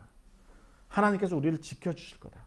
우리가 이 땅에서 우리의 삶을 계속해서 이어나갈 수 있다. 그 이야기를 이 이사야가 히스기야와 더불어서 계속해서 하게 되는 거죠. 그래서 우리가 아는 것처럼 이 히스기야 이후에 남유다의 역사는 한 100년 정도가 더 이렇게 이어지게 되는 거죠. 물론 남유다도 역사가 끝끝내는 뭐 영원하지 못하고 그렇게 끝나게 되는 것을 우리가 볼 수 있습니다. 여러분, 이 모든 이야기에서 우리가 좀 보는 특징은, 저는 이제 이런 단어들로 좀 정리할 수 있을 것 같아요. 하나님의 백성으로서 어떤 공간에, 어떤 시간대에, 어떤 공간에 어떤 부름을 받고 세움을 받았고 보냄을 받아서, 예수님의 표현대로 하자면 너희가 땅 끝에 서게 될 거다라고, 권능을 받고 땅 끝에 서게 될 거다라는 그 우리 각자의 삶의 자리에, 땅 끝에 사명의 자리에 서게 되면, 우리는 뭔가 하나님의 백성으로서 뭔가를 구체적으로 실질적으로 실천해야 한다는 것이죠. 그래서 거기에서 필요한 것은 제가 보기엔 솔로몬 같은 지혜일 것 같아요. 솔로몬 같은 지혜. 그리고 거기에서 어쩔 수 없이 발생하는 여러 가지 우여곡절의 두 나라가 갈라지는 일들도 보게 되고, 또 단과 베델 같은 그런 어떤 우상 숭배도 아니고 자기 중심의 종교적인 어떤 권위를 세워가려고 하는 어떤 여로보암의 모습들도 보게 되고, 그래서 하나님의 사람들이 일어나서 왕과 예언자가 결국에는 이 열왕기서 내내 어떻게 서로 대립하는지에 대한 이야기들도 보게 되죠. 그리고 거기에서 이방신들의 얘기도 나오고, 산당들은 또 어떤 역할을 했는지에 대해서도 우리가 열왕기서를 통해서 볼 수 있게 되죠. 여러분, 산당이라고 하는 게 뭐라고요? 결국 성전 가서 하기 싫으니까 자기 집 뒤에다가, 뒷동산에다가 산당 하이플레이스 산당 차려놓고, 거기서 나는 여기서 하나님 예배 드릴래. 예배 드리다 보니까 송아지도 갖다 놓고, 송아지도 갖다 드려 보니까 하나님의 이름을 부르다가 결국에는 몰록신도 부르고, 뭐 이런 식으로 바뀌고 변질되게 되는 어떤 단초가 되는 것이 산당이었다.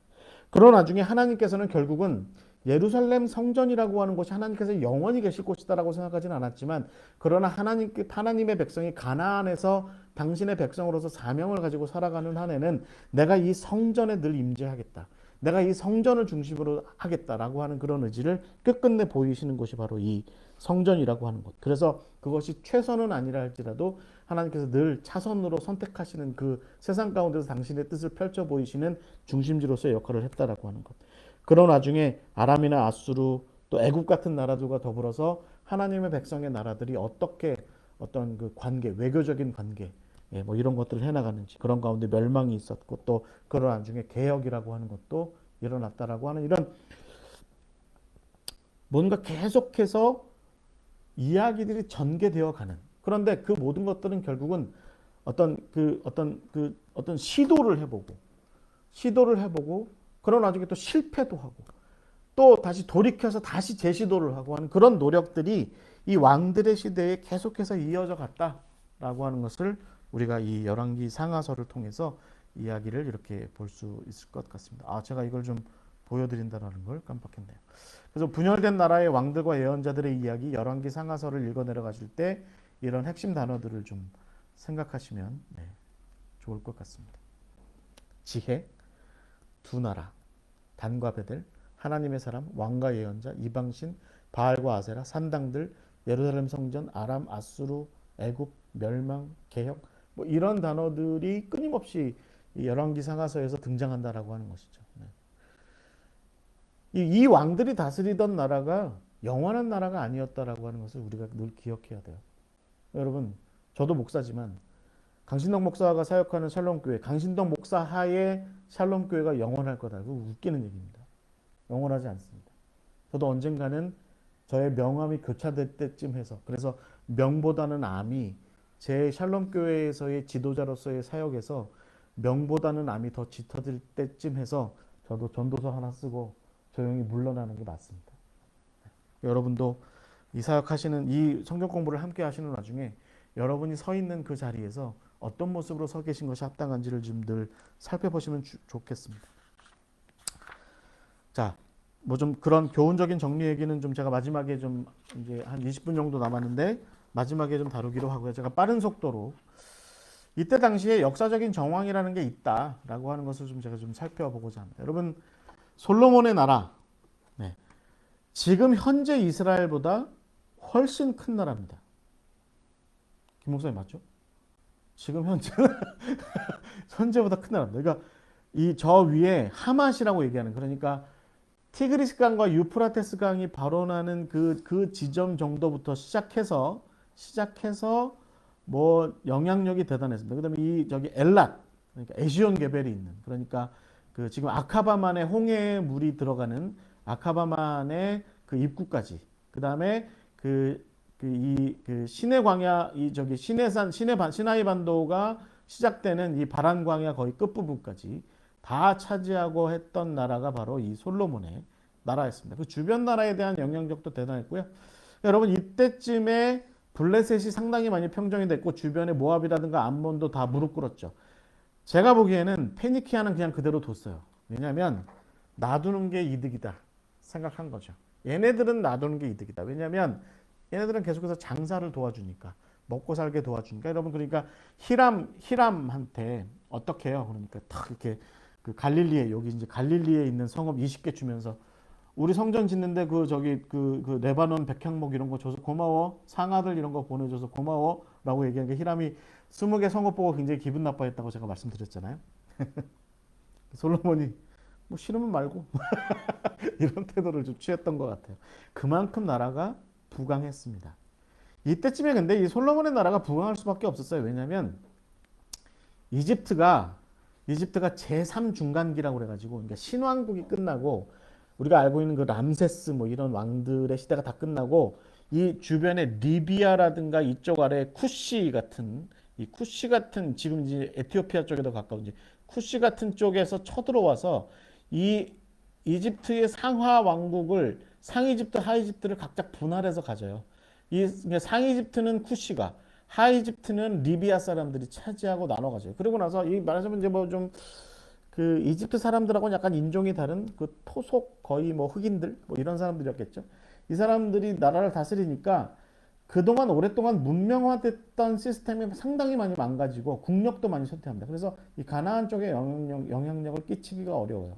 나중에 21왕조 이렇게 넘어가면서 그 시삭, 그러니까 쇼생크라고 얘기하는 그 이집트의 왕이 르호보암 때 예루살렘을 침략해서 이 가나안 일대에 대한 어떤 뭐 지배권을 어느 정도 회복하긴 하지만 그러나 그것도 다시 쇠퇴합니다. 그래서 이집트는 제가 보기에는 이후에 내내 아시리아, 뭐 그다음에 바벨론, 뭐 그다음에 뭐 알렉산더, 그다음에 뭐 로마 계속해서 씹히고 결국에는 로마에 의해서 완전히 멸망하게 되죠. 이집트라는 나라 자체가. 그러니까 이제 그런 쇠락의 길을 걷게 됐고요.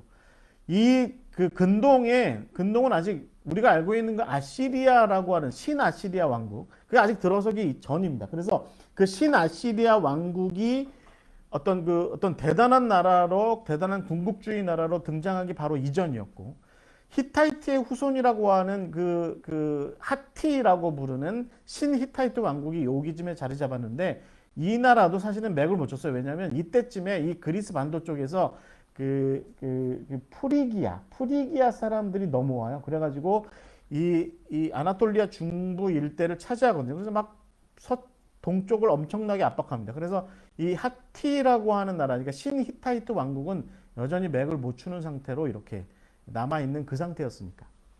그런 와중에 가나안 일대에서 독립왕국을 형성한 이스라엘은 팽창을 할 수 있었던 거죠. 강성해질 수 있었던 겁니다. 여러분, 이런 비슷한 환경이 사실은 우리나라도 있죠. 우리나라도 중국이 조금 약해지면 막 이렇게 일어나고, 중국이 세지면 그냥 또 찌그러들고, 뭐 이런 게 역사에 반복되는 상황 아닙니까? 지금도 뭐 비슷한 상황이고, 단군 이래로 가장 부강한 나라가 된 거 아니냐, 뭐 이런 평가도 있는 요즘 대한민국의 상황에서 우리가 중국이나 어디 뭐 일본이나 뭐 미국하고도 뭐 대등한 입장에서 뭔가를 좀 하려고 하는 거죠. 그러니까 이제 솔로몬도 그런 비슷한 일을 한 거예요. 그러니까 솔로몬이 여러분 그 애굽왕의 딸이랑 결혼했다, 뭐 이런 것들도 사실은 어디 감히 옛날에 그런 일들이 있었겠습니까? 자기 종나라, 종된 사람들의 나라였는데, 그러니까 애굽 왕이 자기 딸을 이렇게 줬다는 얘기는 솔로몬하고 뭔가 좀 대등한 관계를 형성하고 있었던 그런 분위기가 있었다.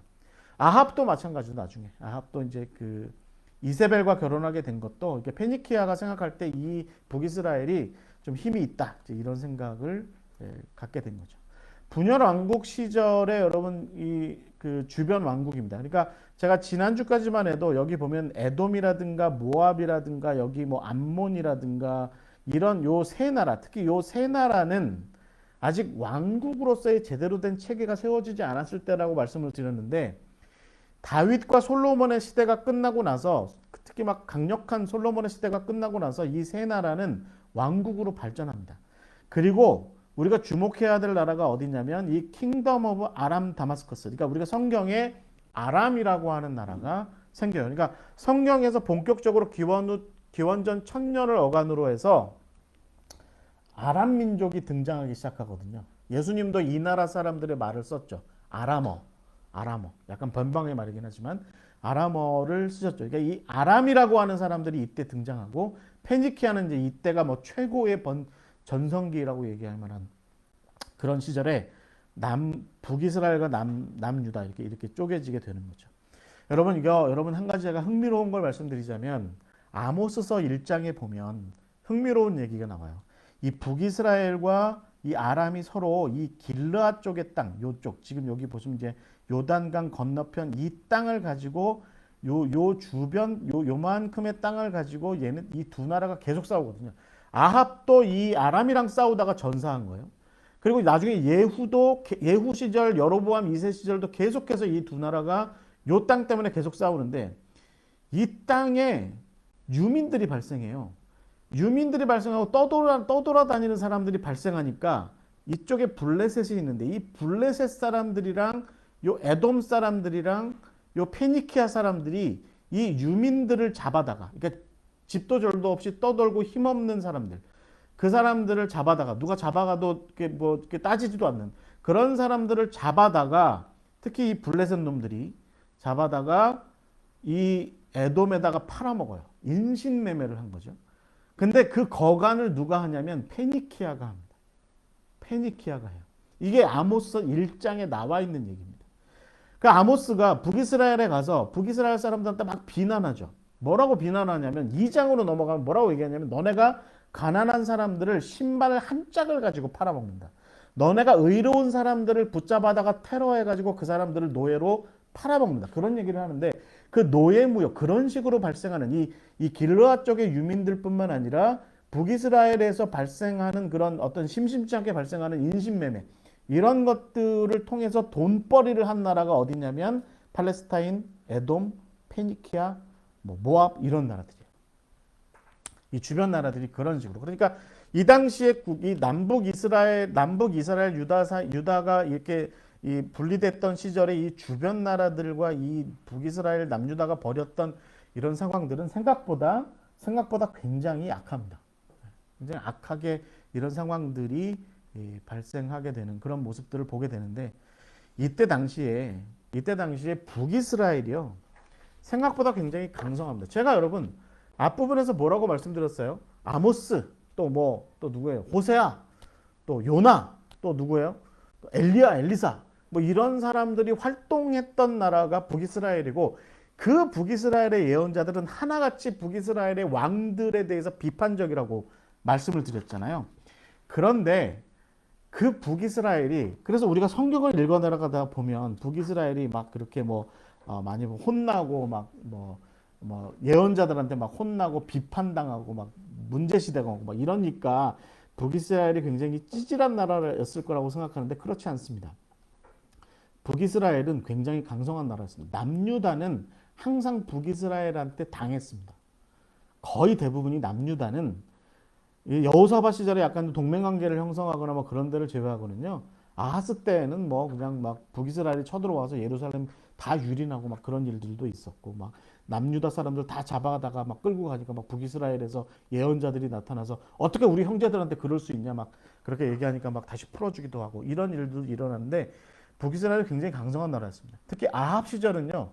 아합 정말 못된 왕이잖아요. 여러분 생각해 보세요. 아합 정말 못된 왕이죠. 이세벨 결혼하고 바알과 아세라 신전 갔다가 그거 가지고 바알의 종교를 나라의 국가 종교로 만들고 말이죠. 그런 시절이 아합의 시절이었는데 그 아합의 시절이 북이스라엘의 역사상 군사력은 최고였습니다.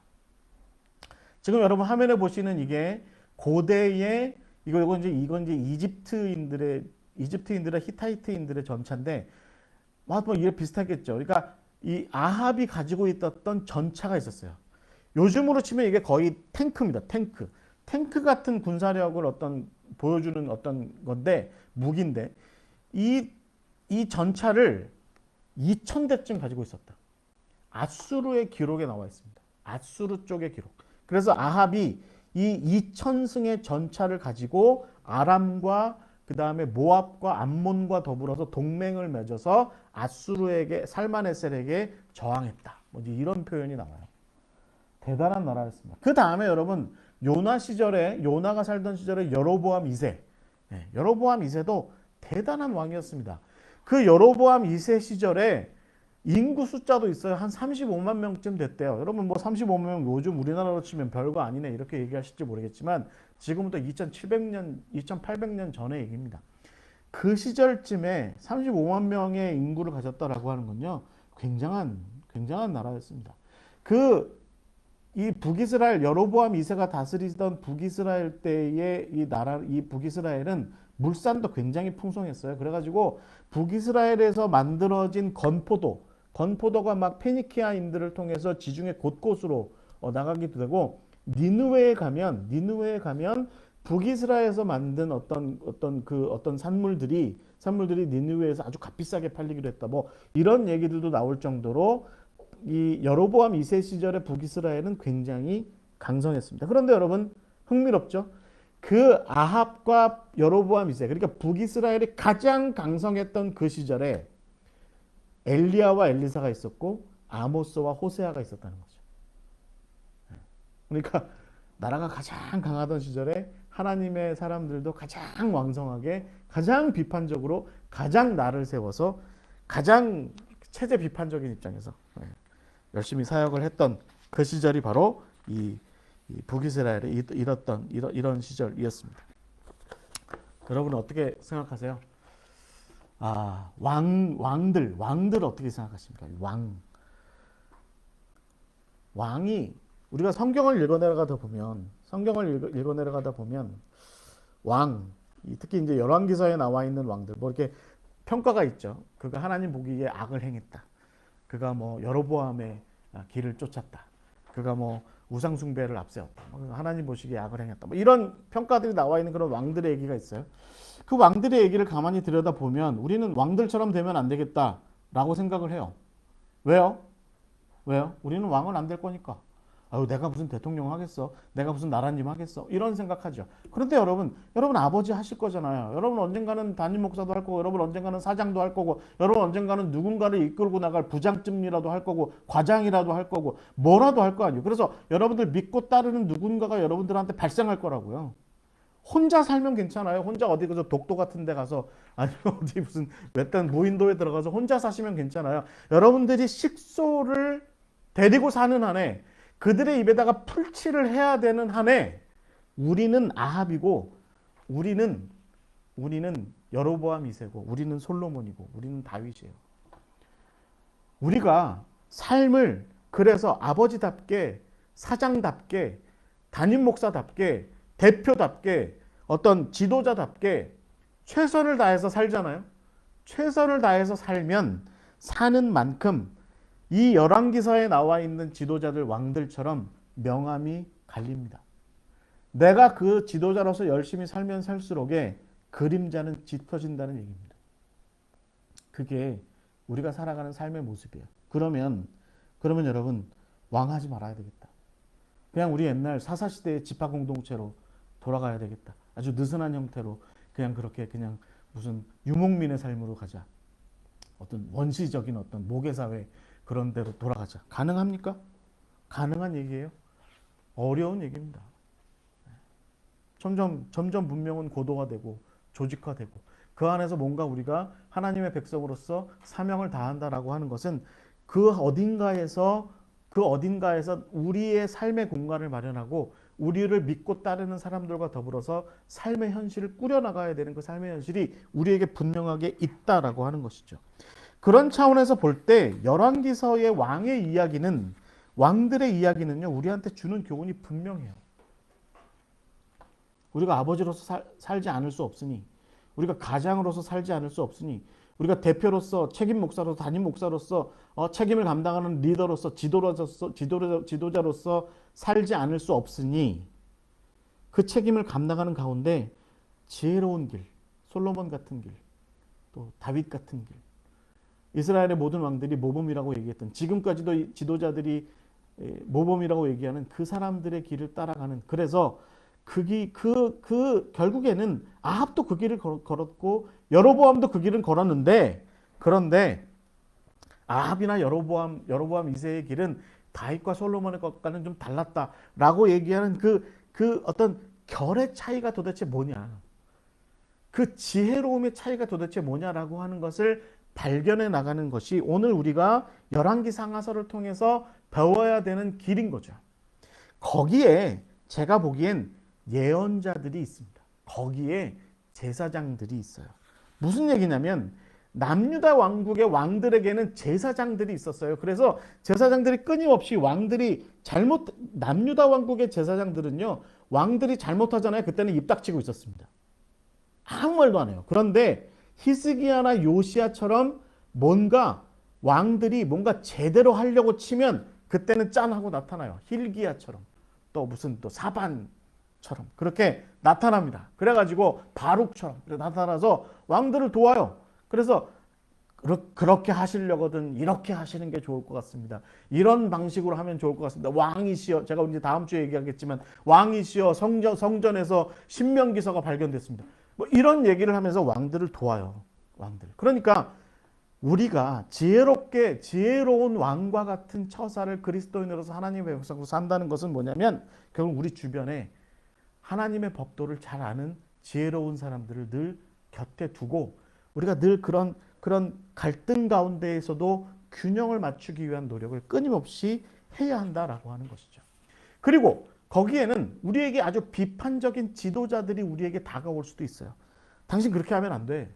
당신 지도자잖아. 당신 왕 같은 지도자잖아. 당신 왕 같은 담임 목사잖아. 당신 대통령이잖아. 당신이 하나님의 백성으로서의 대통령이잖아. 당신 하나님의 백성으로서의 어떤 위정자잖아. 다스리는 사람이잖아. 그러면 그렇게 하면 안 돼. 라고 얘기하는 비판적인 날을 세우고 우리에게 이야기하는 정말 대단한 통찰력을 가지고 월터 브루그만이 얘기하는 것처럼 정말 대단한 어떤 이미지네이션, 대단한 상상력을 가지고 어떤 관점을 가지고 당대의 지도자들과 당대의 백성들을 일깨우는 예언자들의 그 이야기를 우리가 깊이 들을 필요가 있다라고 하는 것이죠. 그래서 제가 보기엔 하나님께서는 왕들 옆에 같이 기름 부음 받은 사람, 왕에게만 기름 부음한 게 아니라 제사장과 예언자들에게도 기름 부음을 준 그 사람들을 왕 옆에 이렇게 세워 둔 것입니다. 제가 보기엔 함께 더불어 팀으로 가는 게 맞는 것 같아요. 혼자 독불장군처럼, 특히 담임 목사님들, 회사 사장님들 혼자 독불장군처럼 내게 주어진, 하나님께서 내게 주신 이 기업 나 혼자 이끌어가리라, 그런 거 하지 마시고 내 옆에 제사장을 두시고 내 옆에 예언자들을 두세요. 그것이 오늘 우리한테 굉장히 중요한 교훈일 것 같고요. 저는 마지막으로 이 이야기를 좀 하고 오늘 성경 공부를 좀 마치고자 합니다. 여러분, 왕이십니까? 예언자십니까? 왕이십니까? 예언자십니까? 제가 보기에는요, 굉장히 많은 그리스도인들이 예언자이려고 합니다. 무슨 얘기냐면 왕궁에 안 살아요. 왕궁 멀리 떨어져서 왕궁을 지켜보며 살아요. 마치 요나처럼 니느웨가 멸망한 꼴을 내가 보리라 라고 생각하면서 산 위에 올라가서 팔짱 끼고 앉아서 그렇게 있는 요나처럼 왕궁으로부터 멀리 떨어져서 살아갑니다. 그러면서 왕들을 비판하죠. 왕들을 비판해요. 이게 굉장히 영적으로 건강할 때는 괜찮습니다. 그런데 여러분, 우리 모두가 다 예언자이려고 하면 누가 왕 됩니까? 아우, 나는 복잡하고 짜증나는 그런 왕의 자리는 싫어. 나는 예언자가 좋더라. 그냥 상관없이 살다가 어느 날 왕들이 좀 잘못하면 쫓아가가지고 똑바로 해라고 얘기하는 그런 왕들이 좋더라. 한국 교회는 제가 보기에는 이런 예언자들이 너무 많아요. 그런데 우리 중에 누구도 솔로몬이고자 하는 사람은 없습니다. 우리 중에 누구도 다윗이고자 하는 사람은 없습니다. 우리 중에 누구도 히스기야나 요시야 같은 사람이고자 하는 그런 사람들은 없어요. 제가 아합이나 여로보암 2세 같은 그런 명함이 갈리는 왕들의 얘기는 안 하겠습니다. 중요한 것은 우리는 왕들이어야 해요. 왕이라는 게 뭐예요? 결국은 하나님께서 내게 맡겨주신 당신의 백성들을 먹여 살리는 일, 그들을 영적으로 잘 이끌어가는 일, 그들이 하나님의 백성답게 세상 가운데에서 나름대로의 역할을 잘 할 수 있도록 그 길을 터주는 일, 그런 일들을 실질적으로 느헤미야처럼 먹이기도 하면서 지켜주기도 하면서 그들이 삶의 자리를 잘 꾸려나갈 수 있도록 하는 그런 역할을 하는 지도자로서의, 그 왕으로서의 자리를 우리가 분명히 인식해야 된다라고 하는 것입니다. 제 주변에 어줍지 않은 젊은 전도사들이 있어요. 어줍지 않은 젊은 목회자들이 있어요. 저도 그 시절을 겪었던 것 같아요. 보면 예언자죠. 나는 훌륭한데, 나의 뜻은 가상한데 나를 받아줄 영토가 없어서 나는 그냥 예언자로 살래요 라고 얘기하면서 세상 온 천지에 열심히 살아가고 있는 하나님의 백성으로서 다 잘한다는 얘기가 아니라 그래도 열심히 분투하면서 왕의 자리를 지켜나가면서 꾸준히 헌신하고, 그러면서 내 백성 한 끼라도 굶기지 않고 잘 먹여 살리기 위해서 헌신하고 노력하는 그 사람 옆에 서가지고 그냥 비판만 앞세우는 거죠. 근데 여러분, 예언자들이 다 그랬습니까? 열심히 하는 왕 옆에는 이사야 같은 사람도 섰습니다. 열심히 하는 왕 옆에는 예레미야 같은 사람도 섰어요. 그래서 그들은 비판의 날을 세우는 것이 아니라 그때는 희망과 비전을 얘기하는 예언자들이기도 했습니다. 중요한 것은 오늘 우리 시대의 우리 교회들 가운데, 우리의 삶의 자리들 가운데 예언자이고자 하는 사람들은 너무 많아요. 그래서 떠돌아다니려고 하는 그런 사람들은, 신앙인들, 그런 목회자들, 그런 사람들 너무 많아요. 그런데 정확하게 자기 자리를 꿰차고 앉아서 내가 좀 명함이 있더라도, 그래서 그림자가 좀 생기더라도 내게 맡겨준 내 백성들을 위해서 수고하고 헌신하겠다. 그 실질적인 사역을 열심히 다하겠다라고 하는 그런 노력을 기울여서 하나님 제가 왕이 되겠습니다. 라고 얘기하는 그 순종하는 왕, 지혜로운 왕의 길을 찾아가고자 하는 그런 솔로몬 같은 그런 다윗 같은 그런 히스기야 같은 요시야 같은 그런 왕들의 모습을 우리 찾기 어려운 시절이 아닌가 싶습니다. 저는 여러분 이 열왕기 상하서 왕들의 이야기 그리고 예언자들의 이야기에서 우리가 다시 베드로전서 2장 9절의 그 말씀처럼 하나님께서 우리를 왕 같은 제사장으로 세우셨다. 그 왕 같다는 게 도대체 뭐냐는 거죠. 왕 같다는 게 뭐냐. 그것은 실수가 예측되더라도 그림자가 지어질 거다라고 하는 것을 예측하더라도 내 백성을 향한 책임, 내 자녀들을 향한 내 책임, 내 양들을 위한 내 책임을 내 자리에 굳건하게 서서 흔들림 없이 그것을 감당하며 나아가겠다라고 하는 그런 결단을 하는 사람들, 그들이 바로 왕들이다. 그들이 오늘 하나님의 거룩한 왕 같은 제사장들이다. 옆에서 꿈나라 같은 얘기 떠들어대는 거짓 예언자들, 거짓 선지자들의 이야기 듣지 마십시오. 오히려 그 자리를 잘 신실하게 지켜나가는 왕 같은 제사장들을 보필하세요. 그게 바로 우리가 마땅히 이 시대에 해야 할 귀한 덕목일 것 같습니다. 자, 오늘 이렇게 열왕기 상하서 이야기 마치겠고요. 다음 주에는 이제 남유다가 멸망하는 이야기, 포로로 잡혀가는 이야기, 그 이야기들을 또 다른 예언자들과 더불어서 함께 이야기를 나눠보도록 하겠습니다. 오늘 함께 해주셔서 감사하고요. 이 다음 주 다시 만날 때까지 한 주간 승리하시기 바랍니다. 오늘 이렇게 이야기 마치도록 하겠습니다. 기도하고 마치겠습니다. 하나님 감사합니다. 오늘 우리에게 왕들의 이야기를 통해서 우리가 어떻게 신실해야 하는지, 우리가 부르심에 마땅하게 어떻게 신실해야 하는지, 어떻게 지혜로워야 하는지, 그것 가운데에서 우리에게 실수가 예측되더라도 우리에게 어떤 그림자와 같은 그런 어려운 현실들이 예측되다 하더라도 그 맡겨진 사명을 잘 감당하며 나아갈 수 있도록 주여 우리에게 힘을 허락하여 주시옵소서. 우리에게 현명한 제사장들 또 지혜로운 또 담대한 예언자들을 동역자들로 허락하여 주셔서 우리 각자가 하나님께서 맡겨주신 그 왕같은 제사장으로 맡겨주신 그 삶의 자리, 그 사명의 자리를 잘 굳건하게 지혜롭게 신실하게 지켜나갈 수 있도록 주여 인도하여 주시옵소서. 주님께서 우리에게 맡겨진 사명, 주님 나라 오시는 그날까지 신실하게 잘 감당할 수 있도록 성령으로 도우실 줄 믿고 예수 그리스도의 이름으로 기도하옵나이다. 아멘. 감사합니다. 마치겠습니다.